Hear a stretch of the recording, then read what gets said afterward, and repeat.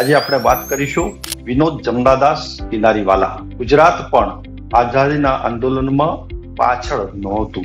અહીંયા પણ શહીદો થયા છે.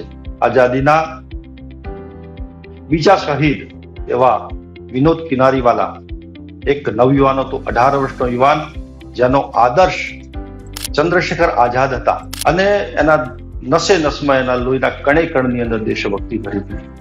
મિત્રો, 8મી ઓગસ્ટ 1942 રોજ ગાંધીજીએ હિન્દ છોડોનું એ ફાઇનલ અલ્ટિમેટમ અંગ્રેજોને આપી દીધું અને એના કારણે આખા દેશની અંદર અંગ્રેજોએ દમન શરૂ કર્યું ભારતીય પ્રજા ઉપર.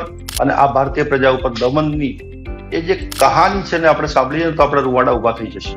અને આ હિન્દ છોડો આંદોલન માટે વિદ્યાર્થીઓ પણ મેદાને પડ્યા, યુવાઓ મેદાને પડ્યા અને એમની એક મિટિંગ એ 9મી તારીખે રાત્રે થઈ. આ વિદ્યાર્થી સંગ્રામ સમિતિની મિટિંગમાં નક્કી થયા મુજબ અમદાવાદની ગુજરાત કોલેજ માંથી સવારે બધા વિદ્યાર્થીઓ એકઠા થયા અને એ લોકોએ હાથમાં ભારતીય ધ્વજ લીધો. આ ધ્વજ લઈને એ લોકો આંદોલનની એમણે શરૂઆત કરી. આંદોલન નિર્દોષ હતું, પરંતુ અંગ્રેજોનો દમન એટલો બધો હતો કે અંગ્રેજોએ એની કાળી પોલીસ, ગોરા અંગ્રેજોની કાળી પોલીસ એટલા માટે કહું છું કે એની પોલીસની અંદર આપણા જ નવજવાનો હતા, આપણા જ દેશના લોકો હતા, આપણા જ ભારતીયો હતા અને એમણે આપણા ઉપર દમન કર્યું.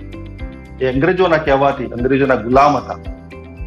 મિત્રો, ગુલામીની વાત તો પછી કરીશું કે ગુલામ કેવા પ્રકારના હોય છે, પરંતુ જ્યારે લાઠીચાર્જ થયો અને વિદ્યાર્થીઓને મારવા માટે પોલીસ દોડી, ઘણા વિદ્યાર્થીઓ ઘવાયા. તો ડોક્ટર ધીરુભાઈ ઠાકર, ડોક્ટર શાહ સાહેબ જે પ્રોફેસર હતા એ લોકો વચ્ચે પડ્યા અને બધાને શાંત કરવા માંડ્યા.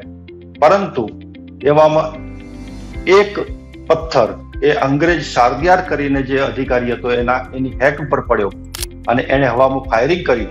એટલે ડોક્ટર ધીરુભાઈ ઠાકર એ અંગ્રેજ અધિકારીને કે સ્ટોપ પ્લીઝ કરી ગોળીબાર નહીં કરતા એવું કહેતા આગળ વધ્યા, પણ એમને એક લાઠી મારતા એ બેભાન થઈને નીચે પડી ગયા. અને આ અંગ્રેજ અધિકારીએ જાણીને ભારતીય ધ્વજ લઈને આગળ રહેલો આ વિનોદ કિનારીવાલા પર સીધો ગોળીબાર કર્યો અને વિનોદ કિનારીવાલા ત્યાં ઢળી પડ્યો. પણ પડતા એને ઇન્કલાબ જિંદાબાદ કર્યો અને બેભાન થઈ ગયો. એને ઉપાડીને બીએસ હોસ્પિટલમાં લઈ ગયા, ત્યાં એને મૃત જાહેર કર્યો. બતાવવાની કોશિશ કરી પણ બચી નહીં શક્યા.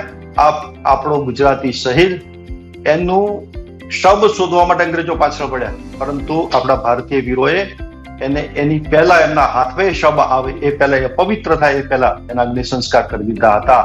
એની ખાભી ઉપર લખેલું છે કે યારો, ये हमारे खून के दिन को याद करना, उसको भूल मत जाना. આજે પણ ગુજરાત કોલેજ ની ઉત્તર દિશાની જે દરવાજો છે, એનો જે ગેટ છે, આ ગેટની આગળ એની ખાભી ઉભી છે. આ ખાભી ઉપર આ શબ્દો લખેલા છે. મિત્રો, આજે જે ભોગવી રહ્યા છે આપણે, જે આઝાદી, જે આનંદ લઈ રહ્યા છીએ, એ આવા શહીદોના કારણે છે. એમના પ્રાણનો રક્ષા કરે એના માટે છે, એના કારણે છે. આપણે એમને શ્રદ્ધાંજલિ આપીએ. ભારત માતા વિજય, એમને સેલ્યુટ કરીએ. વંદે માતરમ.